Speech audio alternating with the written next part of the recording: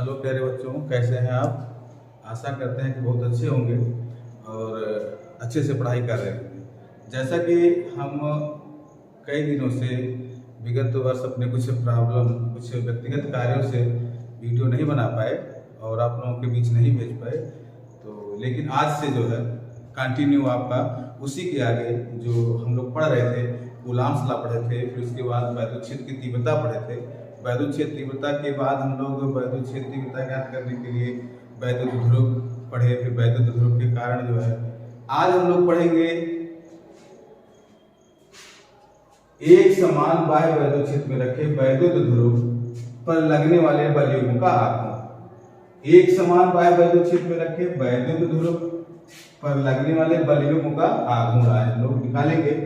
Moment of couple on an electric dipole placed in an external बाह्य वैद्युत क्षेत्र uniform electric field में रखे वैद्युत ध्रुव के कारण हम लोग बलयुग्म का आघूर्ण आज ज्ञात करेंगे। तो इसके पहले हम लोग देखें कि मान लीजिए कोई वैद्युत क्षेत्र है जिसकी वैद्युत क्षेत्रीयता कैपिटल ई है और वैद्युत क्षेत्र को हम पैरेलल लाइन से दिखाएं। तो पैरेलल लाइन से हम लोग इसको वैद्युत क्षेत्र की तीव्रता को दिखाएं। ये कोई डाइपोल लेते हैं। आप लोग डाइपोल के बारे में बहुत अच्छी तरीके से जानते हैं कि डाइपोल क्या होता है। डाइपोल वह होता है सिस्टम, मतलब डाइपोल एक आवेश समुदाय का मतलब जिसमें दो समान आवेश परंतु उनकी प्रकृति विपरीत हो और अल्प दूरी पर रखे हों, तो वो क्या कहलाता है, वैद्युत ध्रुव कहलाता है।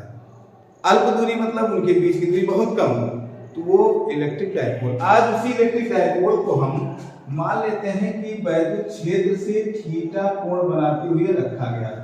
वो इंक्लाइनेशन है, वो वैद्युत क्षेत्र में थीटा एंगल पे रखा गया है। तो आप बताइए वैद्युत क्षेत्र करता क्या है। वैद्युत क्षेत्र आप लोग जानते हो इलेक्ट्रिक फील्ड का कार्य होता है। इलेक्ट्रिक फील्ड में कोई भी अन्य आवेश को अगर हम इंट्रोड्यूस कराते हैं, लाते हैं, तो उस पर एक बल लगाता है, जो जिस बल का मान हम लोग कहते हैं F = Q × E होता है। यही तो होता है, F × Q होता है, बल लगाता है। वैद्युत क्षेत्र का काम है कि जब कभी हम वैद्युत क्षेत्र के भीतर कोई आवेश लाते हैं तो उस पर फोर्स ऑफ अट्रैक्शन और रिपल्सन लगाता है।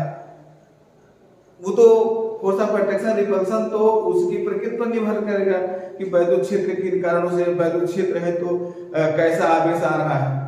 तो कहते हैं कि वैद्युत क्षेत्र के भीतर जब लाते हैं तो वो फोर्स ऑफ अट्रैक्शन या रिपल्सन लगाता है। तो वैसे ये वैद्युत क्षेत्र है।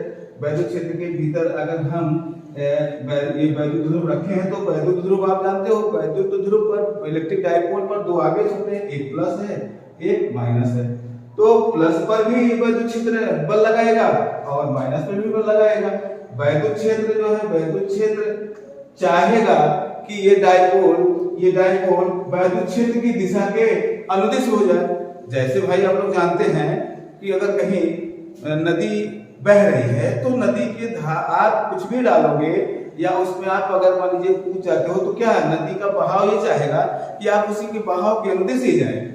ऐसा नहीं कि आप विपरीत, वो चाहेगा कि उसकी टेंडेंसी होगी कि सब हमारे ही अकॉर्डिंग चले। वैसे वैद्युत क्षेत्र भी चाहेगा कि ये जो इलेक्ट्रिक डाइपोल है ये हमारे क्षेत्र की दिशा के जिधर हमारा दिशा है उधर ही हो जाए, तो उस पर एक बल लगाता है। तो अब बल देखिए, इस पर प्लस Q और परिमाण में तो दोनों आवेश बराबर हैं, तो कहने का मतलब बल तो समान लगेगा लेकिन उनकी दिशाएं अलग होंगी, विपरीत होंगी। ये प्लस पर क्या होगा, वैद्युत क्षेत्र की तरफ एक बल लगेगा, F लग गया, और उतना ही बल क्षेत्र की विपरीत दिशा में लग गया। और आप बताइए जब दो बल लग रहे हैं तो ये दो बलों का युग्म हो गया कि नहीं हो गया। तो हम लोग क्या निकालेंगे, दो बलों के युग्म का आघूर्ण निकालेंगे। आघूर्ण आप लोग जानते हो क्या होता है, बल युग्म का आघूर्ण होता है दोनों बलों में अगर समान बल है तो एक बल तथा उनके उन बलों के जो क्रिया रेखा की लंबवत दूरी, उन पर जो बल लग रहे हैं उनकी क्रिया रेखा की लंबवत दूरी के गुणनफल को हम कहते हैं। और बल युग्म के आघूर्ण को हम किससे प्रदर्शित करते हैं, टाउ से प्रदर्शित करते हैं। किससे करते हैं, टाउ से करते हैं। तो अब देखिए ये बल जो प्लस है वो क्षेत्र की दिशा की तरफ लग रहा है और माइनस आवेश पर वो क्षेत्र की विपरीत दिशा लग रहा है। तो ये चाहेगा इसको रोटेट कर देगा। और अभी हम बताएं इसकी टेंडेंसी है कि इसको जो है इस द्विध्रुव आघूर्ण को वो चाहेगा कि अपने क्षेत्र की दिशा के समांतर पैरेलल कर दे जाए। तो ये हमारा क्या हो गया, एक बलयुग्म हो गया। और बलयुग्म जब बन गया तो बलयुग्म का आघूर्ण निकालेंगे, टाउ बराबर ये टाउ से प्रदर्शित करते हैं। टाउ जानते हो क्या होता है, टाउ इक्वल टू होता है बल गुणे बल की क्रिया रेखा की लंबवत दूरी। बल क्रिया रेखा की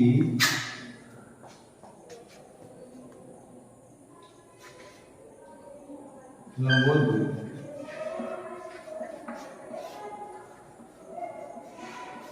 अब यहां देखिए इस बल की क्रिया रेखा की लंबवत दूरी, ये तो बल इधर लग रहा है, तो इसको हम नीचे परपेंडिकुलर ड्रा करेंगे और इस बल की इसको भी परपेंडिकुलर ड्रा, यहां ये मिला। अब इन दोनों बलों की जो बल की क्रिया रेखा की लंबवत दूरी, ये इसको हमें ज्ञात करना है। हम मान लेते हैं कि अगर ये A है और ये B है, कि कोई पड़ोसी है, ये हमें चाहिए बल की क्रिया रेखा की लंबवत दूरी, ये दूरी ज्ञात करना है। आप लोग जानते हो कि ये कितने पे थीटा कोण पे झुका हुआ है, तो अब ये थीटा पे झुका हुआ है, तो कहने का मतलब हमें ये दूरी तो पता है आप कितना है, 2l है, ये लिखा गया है। डायपोल कितना, तो अगर ये परपेंडिकुलर किया गया है 90 डिग्री, एक आपका समकोण त्रिभुज बन गया। और समकोण त्रिभुज जानते हो ये लंब हो गया, ये आधार हो गया, ये कर्ण हो गया। हमें लंब क्रिया दोनों बलों के क्रिया रेखा की लंबवत दूरी लेनी है, अर्थात हमें BC चाहिए। तो अब अगर हम बल, यहाँ क्या लग रहा है, F लग रहा है, F और बल की क्रिया रेखा की लंबवत दूरी BC, यही हमारा बल आघूर्ण हो गया, टाउ आ गया। लेकिन BC को कैसे ज्ञात करेंगे, आप ये भी जानते हो कि ये यही ज्ञात करना है। इसको हम बोलते हैं परपेंडिकुलर, ये हाइपोटेनियस है। हाइपोटेनियस और परपेंडिकुलर मतलब लंब और कर्ण का संबंध किसमें होता है, साइन में होता है। तो यहां से हम लोग साइन थीटा निकालें, इनके बीच कोण क्या है, ये देखिए कोण के सामने की भुजा तो लंब होती है ना, कोण के सामने की भुजा लंब, तो साइन थीटा इक्वल टू लंब बटे, और ये क्या है, कर्ण AB। AB का आपको पता है मान क्या होता है, AB माने डायपोल है, डायपोल की लंबाई कितनी है, 2l है, तो ये हो जाएगा लंब बटे 2l, और इधर तुम्हारा क्या हो गया, sin थीटा, ये क्रॉस मल्टीप्लाई हो जाएगा, तो लंब इक्वल टू आ गया आपका 2l sin थीटा। निकल गया कि नहीं निकल गया, इसका मान क्या निकल गया आपका 2l sin, ठीक ना। अब यहीं रख देंगे हम लोग, तो क्या हो जाएगा, f cross multiply by 2l sin theta. अब समस्या ये है, आप तो निकालिए, अब f का मान लो। अभी हम बताएं किसी भी वैद्युत क्षेत्र में लगने वाला बल F बराबर Q into E होता है। क्या होता है, F बराबर Q into E। तो अब यहां रख देंगे F का मान, यहां ऐसे देखिए, क्योंकि F equal to Q into E हो गया। अब यहां क्या रखेंगे, Q into E into 2l sin theta. जरा देखिए, अब अगर हम इसको ऐसा भी लिख सकते हैं, E को आगे लिख दिए और 2ql को एक साथ लिख दिए, 2ql into sin थीटा।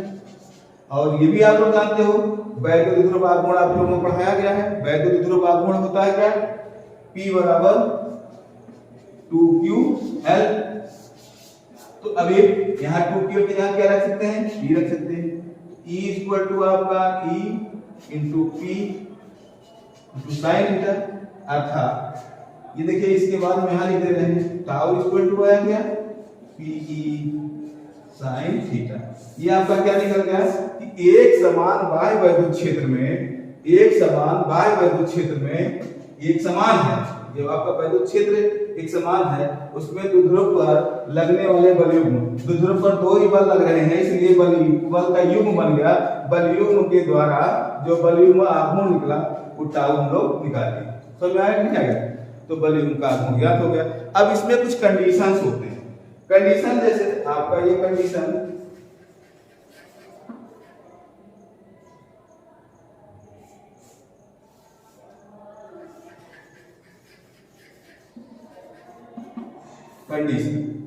पहला कंडीशन ये हो गया कि यदि अगर हम इस द्विध्रुव को क्षेत्र के पैरेलल रख दें, द्विध्रुव को क्षेत्र के पैरेलल रख दें, अगर इसको हम इसी के समांतर रख देंगे, मान लीजिए जैसे ये तुम्हारा क्या है, ये वैद्युत क्षेत्र है और द्विध्रुव इसी में रख दिया गया ऐसे, तो ये इसके साथ कितना कोण बनाएगा, समांतर बना रहा, तो थीटा इक्वल टू कितना हो जाएगा, थीटा इक्वल टू 0 हो जाएगा।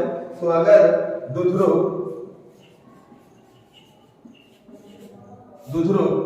पैरेलल वैद्युत क्षेत्र, तो थीटा बराबर क्या हो जाएगा, 0 हो जाएगा। तो टाउ क्या निकलेगा, यहाँ थीटा की जगह 0 रख देंगे, तो tau equal to PE sin 0, और sin 0 का मान जानते हैं 0 होता है, 0 हो जाएगा टोटल, तो टाउ 0। तो कहने का जब कोई, तो आप लोग देखिए टाउ F इनटू BC आया, BC का मान हम लोग कैसे निकालते हैं ये आपको अच्छे से समझ में आ गया होगा।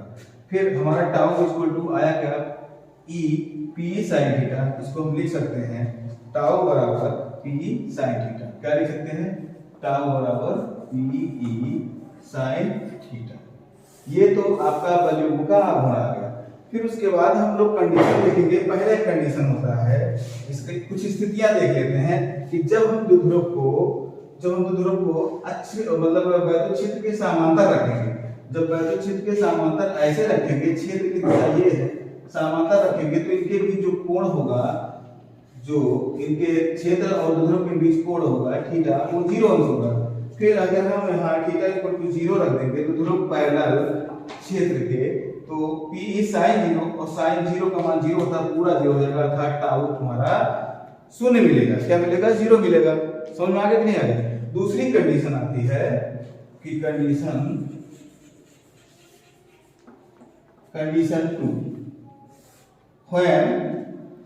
when dipole situated perpendicular at the electric field, अगर हम इलेक्ट्रिक फील्ड में ऊपर परपेंडिकुलर रखेंगे, अर्थात ऐसे कोई इलेक्ट्रिक फील्ड है, ये इलेक्ट्रिक फील्ड है और डायपोल इसके लंबवत ऐसे रख दिया जाए, तो इनके बीच 90 डिग्री कोण होगा। थीटा इक्वल टू कितना हो जाएगा, 90। तो थीटा इक्वल टू हो जाएगा 90 डिग्री। तो हमारा टाउ क्या मिलेगा, tau equal to PE sin 90, और 90 इक्वल टू 1 होता है, तो हो जाएगा PE into 1, अर्थात PE आ गया, टाउ इक्वल टू PE। और यही हमारा अधिकतम वॉल्यूम का गुण भी होगा, इसी को हम कहेंगे टाउ मैक्स भी कहेंगे। Tau max means maximum PE होगा। कहने का मतलब आप लोग ये भी जान रहे हैं कि जब हम वैद्युत क्षेत्र के लंबवत कोई वैद्युत ध्रुव को रखेंगे तो वॉल्यूम का गुण अधिकतम कब होगा, लंबवत स्थिति में होगा, और सबसे कम कब होगा, अर्थात 0 हुआ जब हम लोग समांतर रखें। ठीक ना। तो बच्चों आशा करते हैं कि बहुत अच्छे समझ में आया होगा। जो नहीं आएगा तो कमेंट सेक्शन में आप जरूर कमेंट कीजिएगा और लाइक और शेयर जरूर कीजिए। अच्छा लगे तो फिर अपडेट मिलते हैं अगले टॉपिक में। Thank you.